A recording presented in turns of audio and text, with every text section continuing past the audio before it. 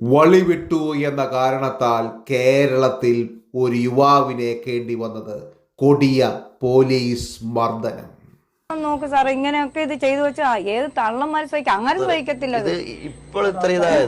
നോക്ക്, അത് നോക്ക്, ഉണ്ടോ ഇങ്ങനെയും ചെയ്തു വെക്കാൻ കൊള്ളത്?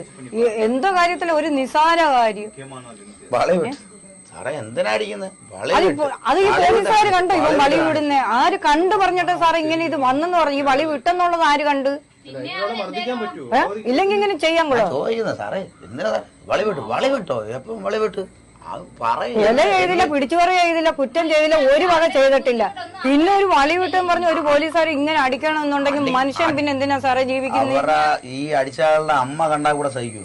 ആരും സഹിക്കത്തില്ല. കൊല്ലം ജില്ലയിലെ പുനലൂരിൽ വഴിയോര കച്ചവടം ചെയ്തുകൊണ്ടിരുന്ന റിയാസിനെയാണ് വളി വിട്ടു എന്ന് പറഞ്ഞ് അതിക്രൂരമായി മർദ്ദിച്ചത്. ഇതെന്തുവായിരുന്നു സംഭവം? ഞാൻ ഷാജി ഹോട്ടലിൻ്റെ അവിടെ നിന്നുകൊണ്ട് ഞാൻ ആഹാരം കഴിച്ചു. എന്നിട്ട് ഞാൻ കാപ്പി കുടിച്ചുകൊണ്ടിരുന്ന സമയത്ത് ഒരു വണ്ടി വന്ന് നിന്നിട്ട് ആ പോലീസ് വണ്ടിയായിരുന്നു. അവർ 3 പേരെ ഉണ്ടായിരുന്ന അതിൽ എന്നെ വിളിച്ചു, ആടാന്ന് വിളിച്ചു. ഞാൻ അടുത്ത് വന്നു. സാറേ എന്തോ സാറേ എന്ന് ചോദിച്ചു. ഈ ചോദിക്കുന്നതിന് മുമ്പ് ഈ ലാത്തി എടുത്തുകൊണ്ട് അടിയങ്ങ് തുടങ്ങി. അടിപ്പോൾ ഞാൻ ചോദിച്ചു, സാറേ എന്തിനാ എന്നെ അടിക്കുന്ന സാറേ എന്ന് ചോദിച്ചു. നീ എന്തോ വളവിട്ട് കാണിക്കുന്നതെന്ന് പറഞ്ഞ് അടിക്കുന്നത്. ഞാൻ പറഞ്ഞു സാറേ എന്തോ വളവിട്ടെന്ന് പറയും. പിന്നെ അങ്ങ് അടി. ഞാൻ പറഞ്ഞു എന്നിട്ട് ഞാൻ എൻ്റെ 2 കൈയും കൊണ്ട് ഞാൻ ഇങ്ങനെ കൈയും കെട്ടി ഇങ്ങനെ നിൽക്കുക.